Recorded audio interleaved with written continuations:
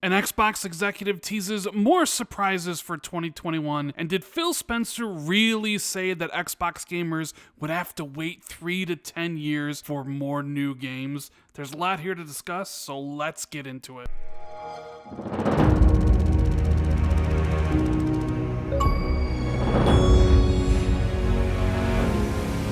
What is going on, everybody? It's Randall Thor 19, the man with the million, back again with another video. I hope everybody's having an incredible day, and if you guys can do me a huge favor, make sure you hit that like and subscribe button, and please hit that notification bell if you haven't already. It really helps out the channel. Thank you guys for taking the time out of the day to check out the video. I really appreciate all the support. Well, here we go with the very first video of 2021, and I just want to welcome everybody back and wish you guys a very happy new year. It's nice to see 2021 in the rear view mirror, and we're going to be pressing on. I think this year is going to be an amazing year for gaming, for Xbox, and for PlayStation. And in this video, as most of my videos are, we're going to be talking a lot about Xbox. I have a couple topics here, although the news has been a little bit slow, but there is some very interesting things here to talk about.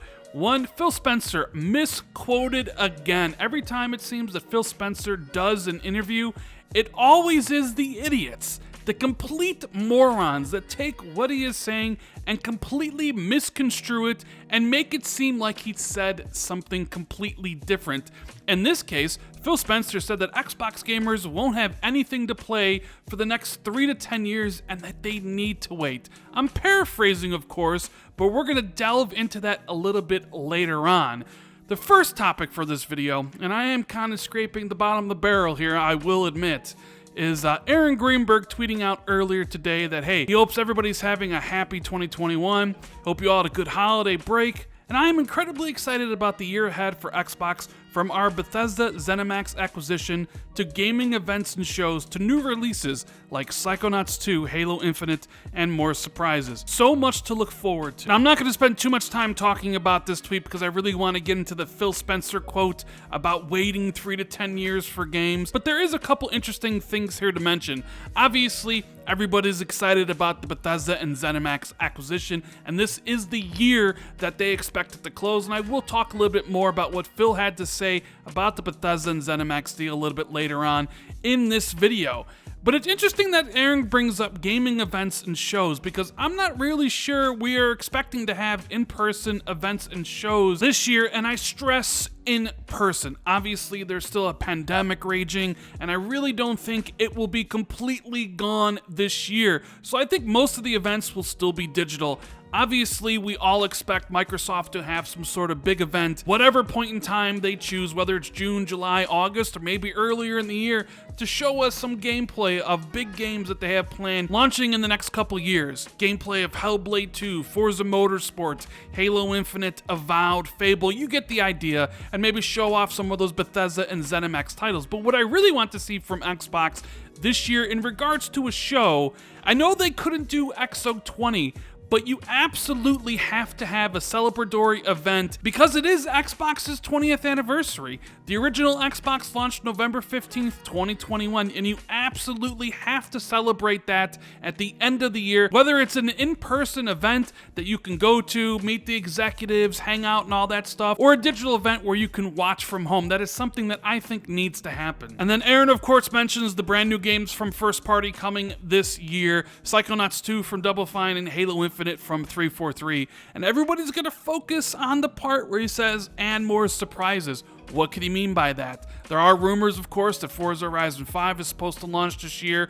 Is Starfield launching this holiday? Maybe in October? Could Microsoft be going for Forza Horizon 5 release in September with the Starfield release in October, and then Halo Infinite launching November 15, 2021 for a very dangerous 1-2-3 combo? That would be a huge surprise, but who really knows here? And I'm sure a lot of people will speculate on it. Let me know what you think the surprises could be in the comments below. But now, getting to the main topic of the video, I wanted to talk about this subject matter where Phil Spencer said that, hey, Xbox gamers, you're going to have to wait 3 to 10 years for new games, because that is what supposedly he said in a podcast with Major Nelson over the weekend, to the point where I got so many DMs and I was tagged in a lot of Twitter threads and people sent me videos saying, is this true? Did Phil really say this stuff? So of course I had to go watch the video for myself to see what Phil Spencer had to say to Major Nelson. He talked about Bethesda, which we'll talk a little bit about later in this video. But Phil got the things I think about with Game Pass and xCloud, two of the things we've touched on.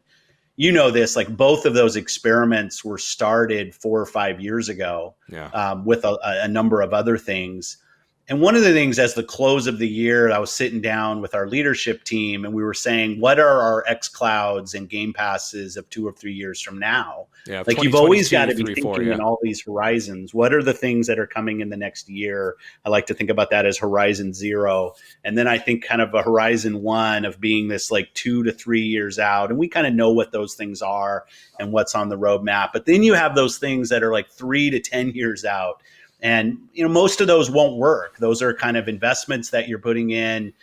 Back Compat was one of those things of, hey, let's go try something that probably won't work, but we want to give it a try. And there's some things I'm incredibly excited about that hopefully over the next year or two we'll get to talk about.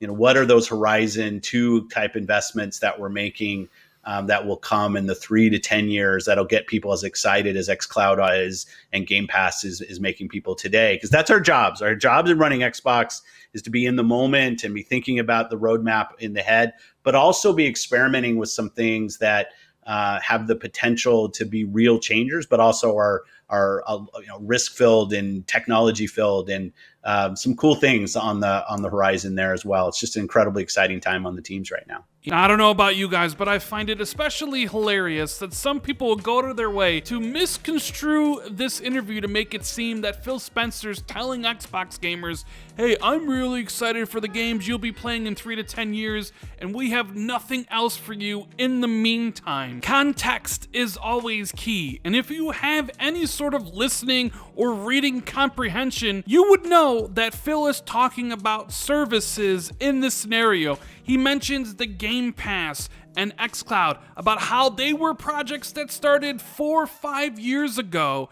And he also mentions backwards compatibility in this thing, about these services that need kind of an incubation time and that sometimes they don't pay off. These are investment risks where sometimes like Game Pass and backwards compatibility and xCloud, they will pay off in the long run.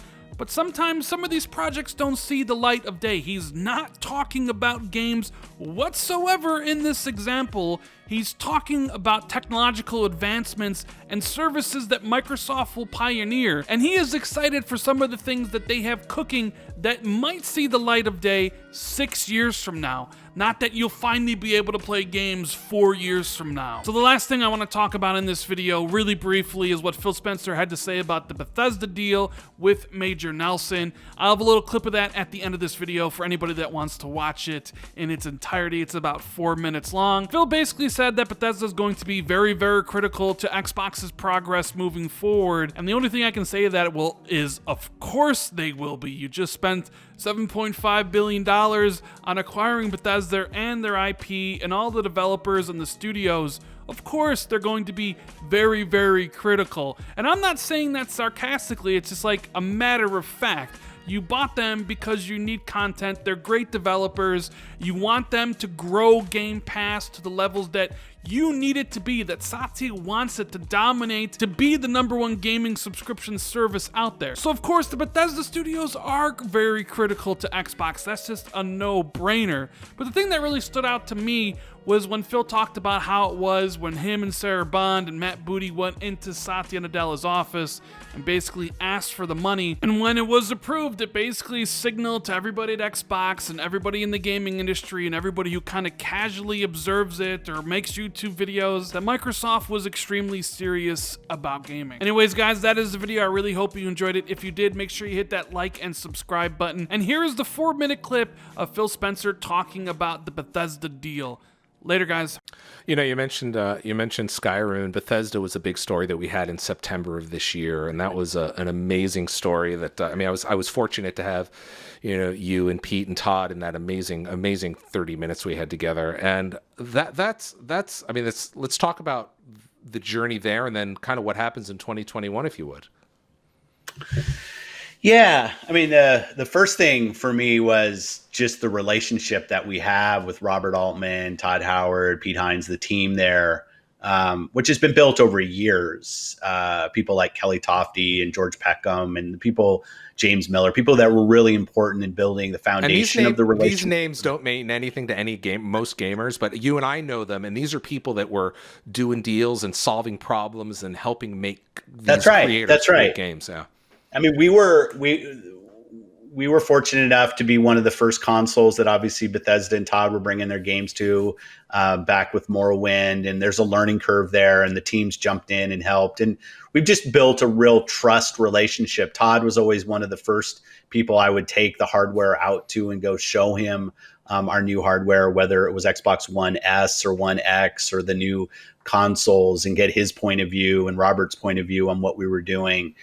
So when it came time, when they were looking at potentially becoming part of a bigger company, getting sold, I was glad that we were part of the conversation that they were willing to have. And it really means something to me that they would sign up to becoming part of Xbox. And I've had a lot of good conversations. Todd and Robert and I, we talk all the time. 2021 is when we'll get final approval. I feel really good about that. Everything's on track.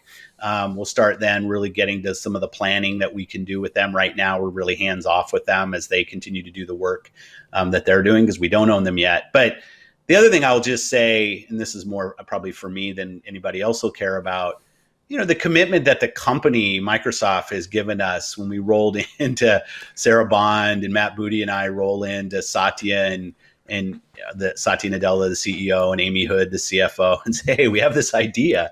We need $7 billion. That's right. And some people might know this. Our CFO for Xbox is somebody named Tim Stewart, and he's there, and Amy has a ton of trust in him. And our business is doing well. We're running a profitable, growing business.